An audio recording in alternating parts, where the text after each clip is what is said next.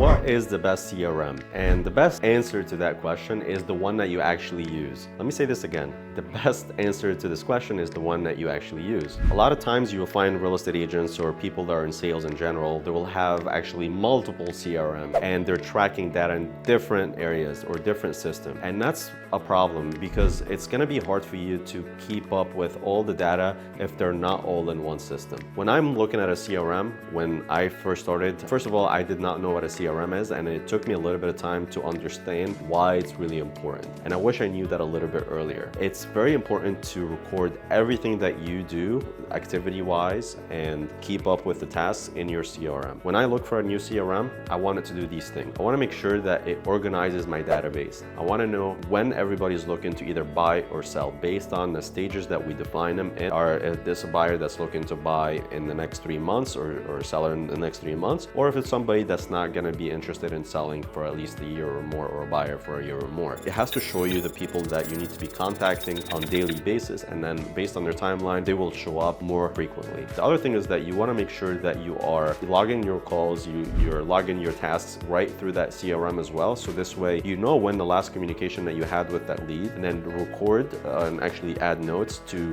what you guys discussed on that conversation. This way, when your database actually starts getting bigger, it's going to be very hard for you to memorize everything that the client tells you that they're looking for, especially if you're working with a lot of people or you have a lot of people in your CRM. The other thing is that you want to be able to track who actually closed with you, so you can obviously follow up with them and stay in touch with them. And you want it to make sure that it syndicates to your website domain. In our business, we make sure that our website is linked to our CRM, and this way when we are sending them properties, we get alerted that, hey, you know, this person looked at 2 or 3 properties, and that gives us a trigger to follow up with them based on the properties we sent them, and we have an idea what they liked and what they didn't like, and then this way we can continue to follow up with them on. And also on top of that, you want to make sure that you are adding tasks. So for somebody to tell you that, hey, can you give me a call back in next week or tomorrow at 5 o'clock, the CRM will remind you to call them at that specific time or the specific day. And if you don't have a CRM, it's going to be very hard for you to do that. You want to kind of separate your personal phone numbers, your contacts that are personal from business, and then obviously you also need to have your sphere also in your database. Continue to follow up with them in events or anniversaries or birthdays or anything like that. Also invite them to any events that you would be doing. So if you're not using a CRM, make sure you get one as soon as possible.